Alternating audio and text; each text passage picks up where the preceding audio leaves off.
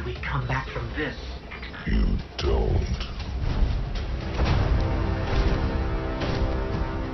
Welcome to a world without light.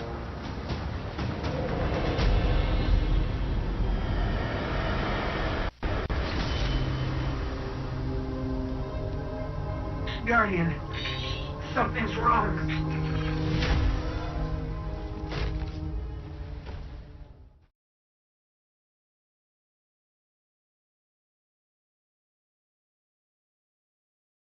Hello and welcome back, Guardians. Shadow Killer here, and you know what we're going to do on today's episode of DTR? Let's talk about Destiny 2.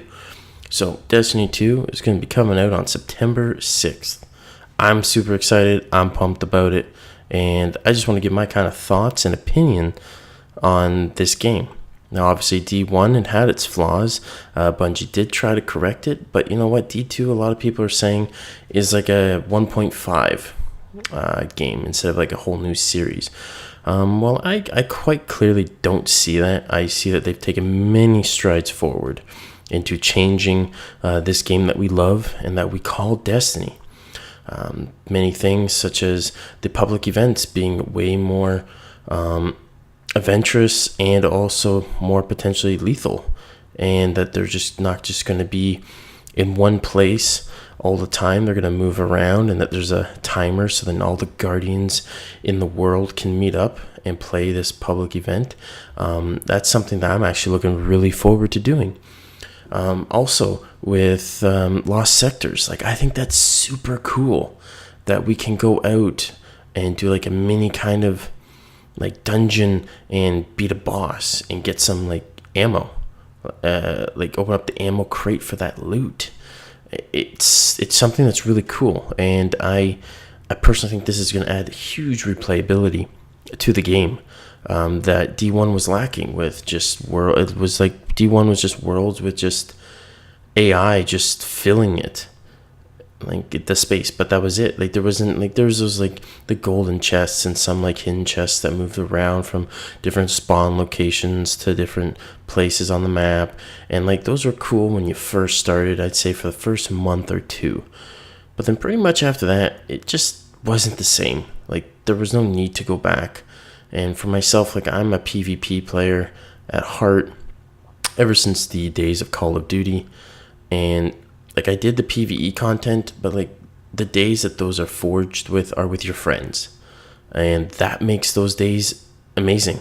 They create memories. But when you don't have the people to play with, which I hope Destiny 2 is able to bring with their new matchmaking system and clan support, I hope it helps those people have those cool moments and those memories that I have had. And like I remember still when I get my first Gjallarhorn, when going through the Vault of Glass for the first time, like there's specific moments that you will always remember.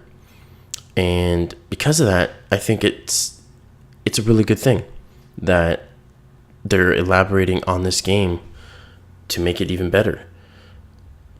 Just with the Lost Sectors, because like I said before, the D1 just it couldn't live up to its of like what it kind of promised, and I feel that was a big problem due to the restraints in the console limitations. But now with D2 Rising, you're gonna have Lost Sectors, you're gonna have treasure maps, you're gonna have story missions, you're gonna have like little they're like story missions, but they're like little sub missions in the game, and that you're gonna unlock it as like a progression system as opposed to just going and be able to click anything. I think it's really cool because then it's gonna allow players to play through the whole campaign and experience everything that lore has. And I hope that like you could take this path and you could complete like the campaign. Like a lot of people are afraid of the campaign being only, let's say, 4 or 6 hours long.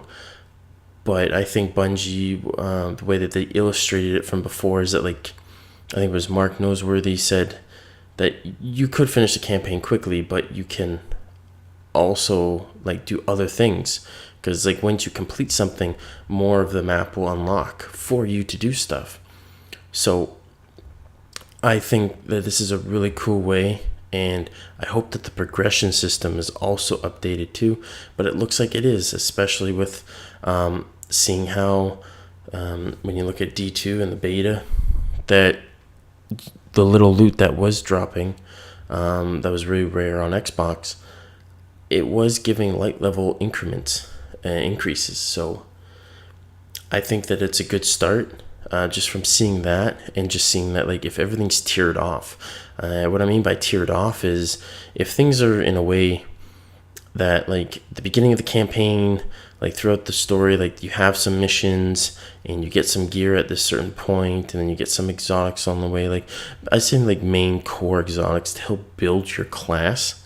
But if they were to, like, that's just for the story, and then they can branch out and be like, okay, so, like, you can go out and get this kind of gear from doing the dungeon kind of stuff, and, like, there's a chance for you to get that, and, like, and if there's ranking systems within that, so, like, completing X amount of them to get something, like, there's always a progression, and, like, that could be, like, the mid tier, and then, like, the end game tier is, like, example, like Trials of Osiris or the raids, completing X amount of raids or X amount of flawless attempts can give you this specific loot in this loot pool.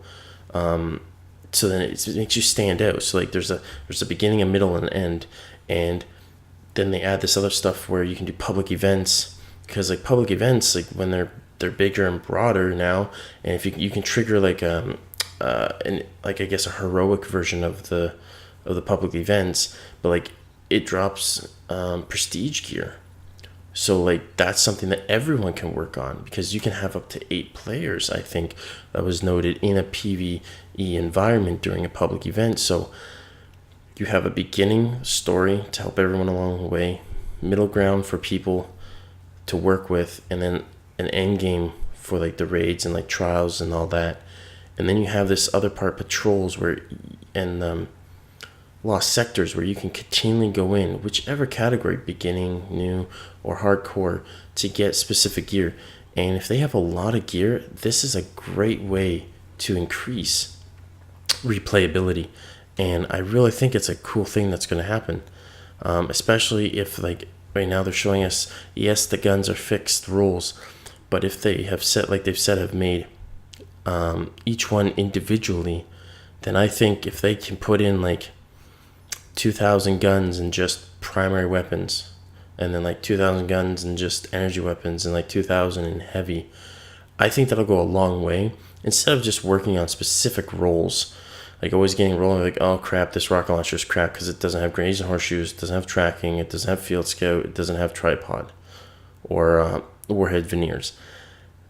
And if you know you get the role, you know it's that role every time. And then Bungie can know if this gun isn't doing or performing that well, that they can just buff it and increase it and tweak each gun, as opposed to just blank buffs or nerfs to all archetypes in any of the weapon categories. Another thing is just the length of strikes with the D2 beta.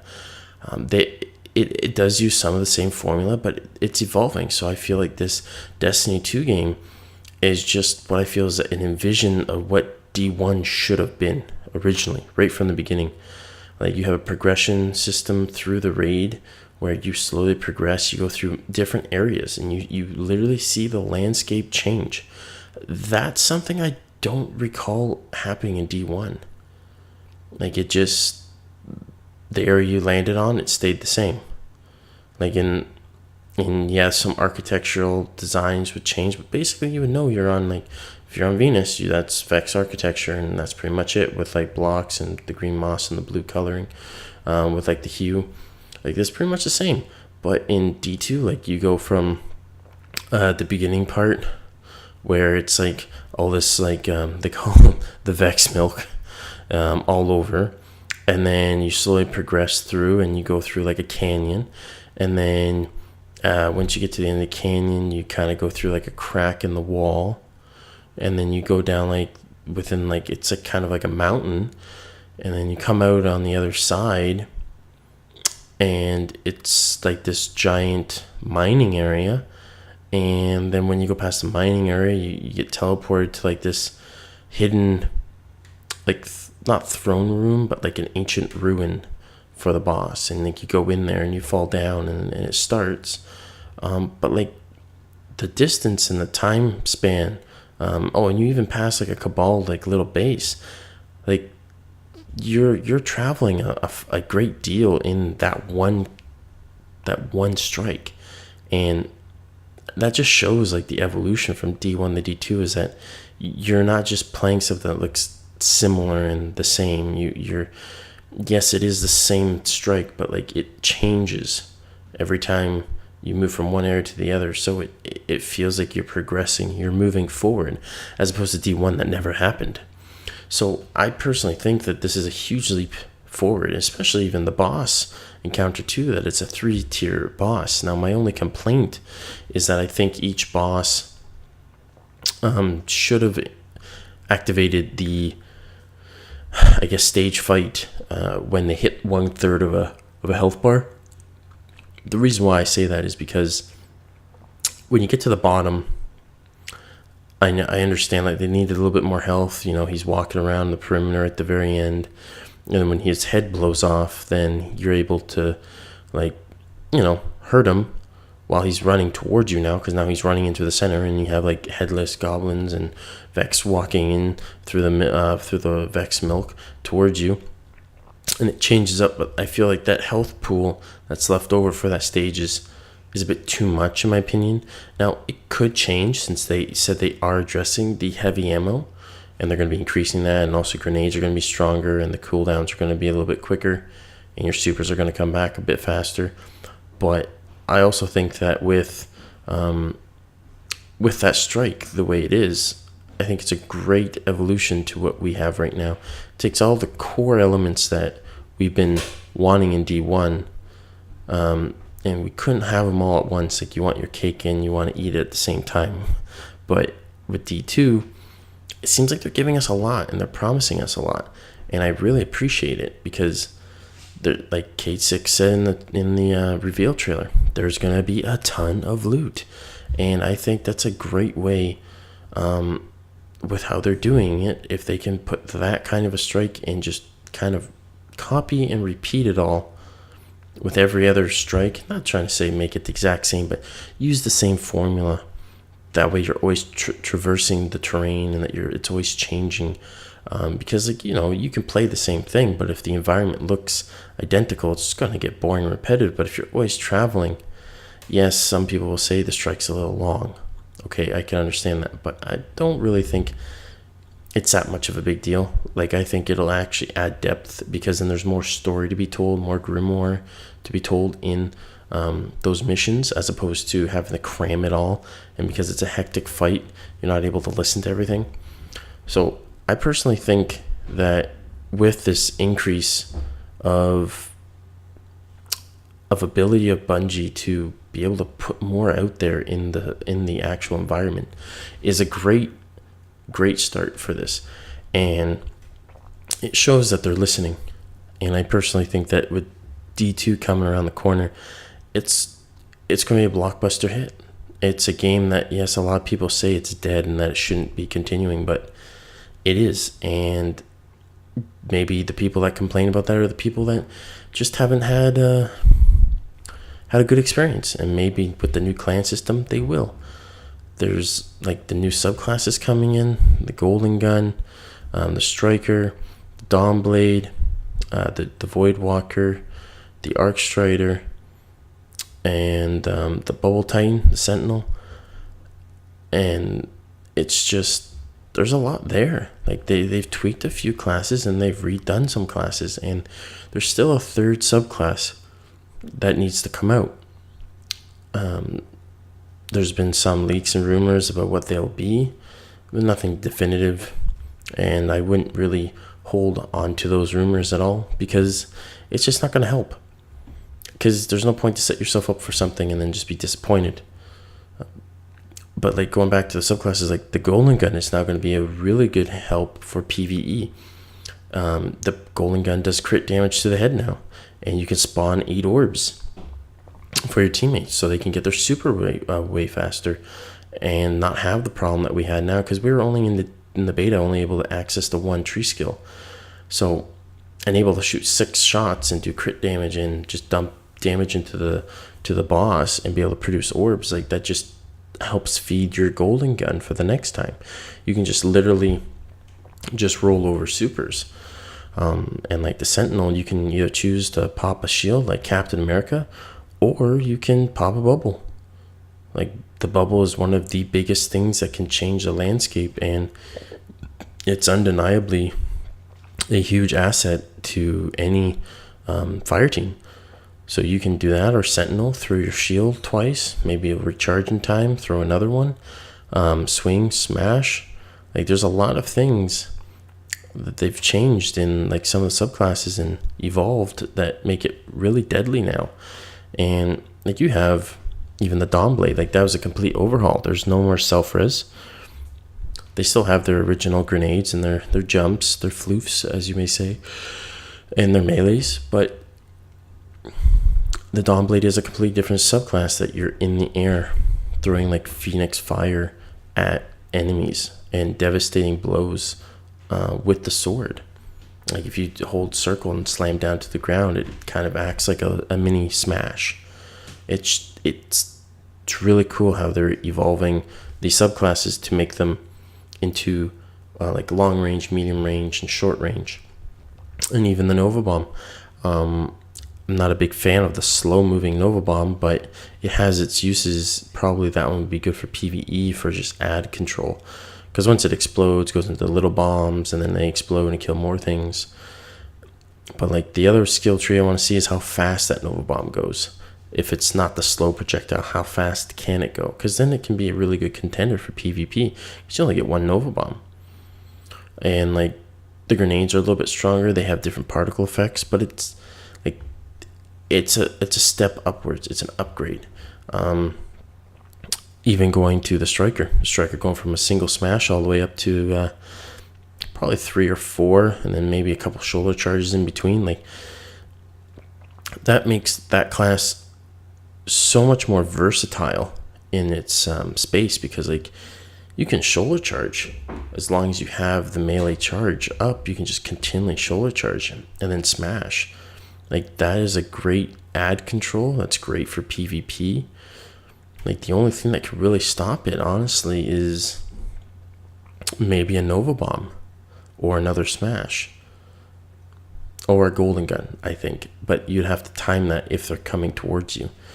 Because like the smash is like, Panic Smash from D1. You just smash and that's it. And then you just go on a running tear. And now that they've changed every game type in PvP to 4 people, you can easily wipe out 4 people with the Striker Titan. Like much easier now versus before.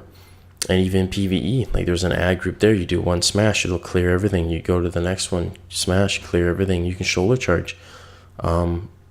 But it's just one of those things where that becomes so versatile now that you can just traverse the terrain and just kill every ad.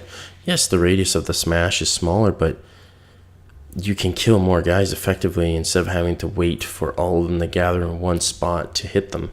You can go to them now and hit them. It makes a huge difference. And like then the Arc Strider, like I find that is a great PvE ad clear. As much as the Striker Titan is, I think the Arc Blade, or sorry, the Arc Strider or the Pole Dancer is a lot better for PvE, just because of the doubling damage.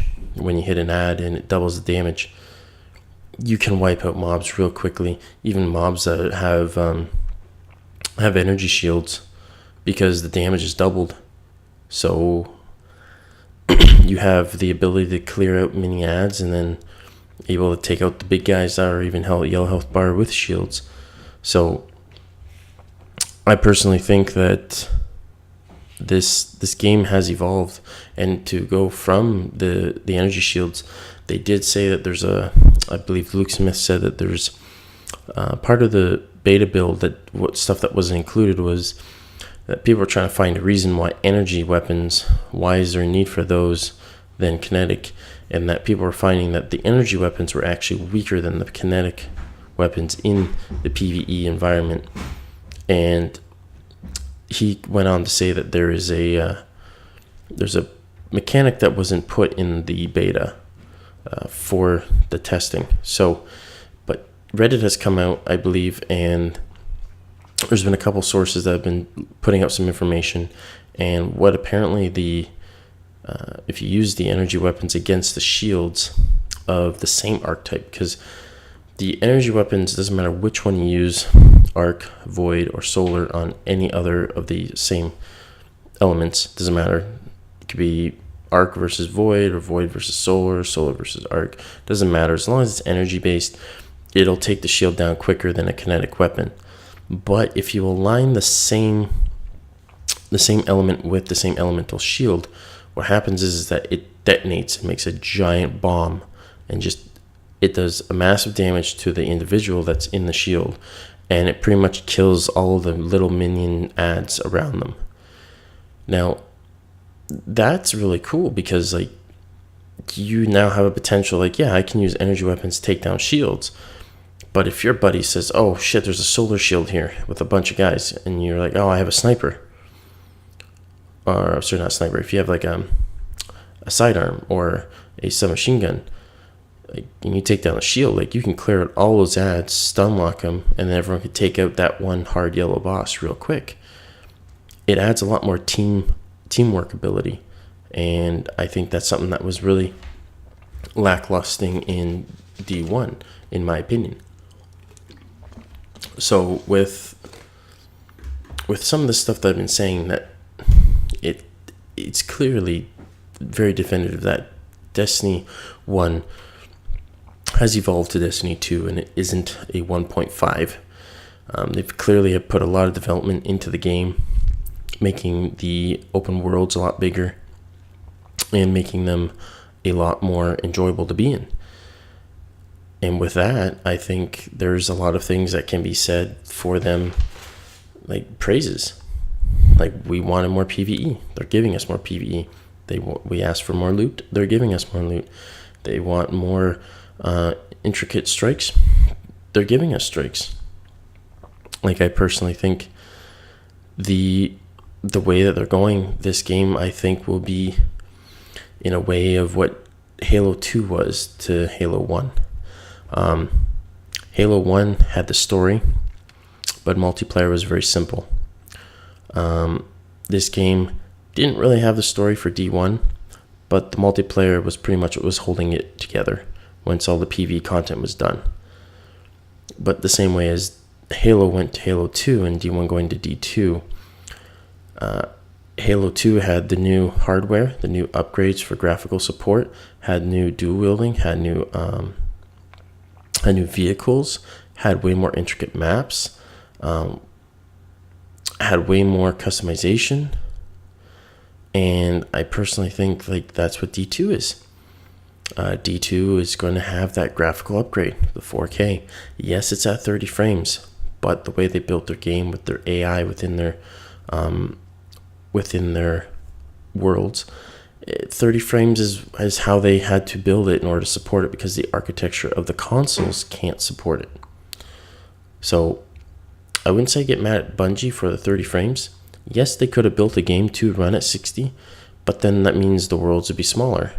And I personally think that the worlds should be bigger, more immersive, more explorable, because that's what keeps people in the game. So with that, I think that like Bungie's doing a great job. And going back to a comparison to Halo 2, like Halo 2 blew up in sales. It was the biggest blockbuster hit game of all time. And D2, I think, is going to do the same thing. There's going to be a lot of new features that we haven't been told or shown yet. And I think when the game actually rises and people are able to maybe data mine, if that is still possible, and people being able to find out little secrets, little gems and stuff like that, I think it's going to pull a lot of people back to the game, even though they only played D1. Like Luke said, like you don't need to play D1 to play D2 because it's a completely different story. This story is all about losing your light and trying to regain it back and get the Vanguard back together. So anyone can come play because it's a fresh start. So I think they're doing this in a really good way so that they can start a story to build it up, to continue it along and tell more stories, as opposed to the first one when it had a fallout with, I believe, the director and the person who wrote the script. They had to work with what they had, and they had to piece it together. Well, this is a more cohesive story. You can clearly tell, and I think that's going to be a great game. But that's going to be it for the video. Subscribe if you're new to the channel to see more content, and hit the like button if you enjoyed the video. Take it easy, Guardians. Shadow out.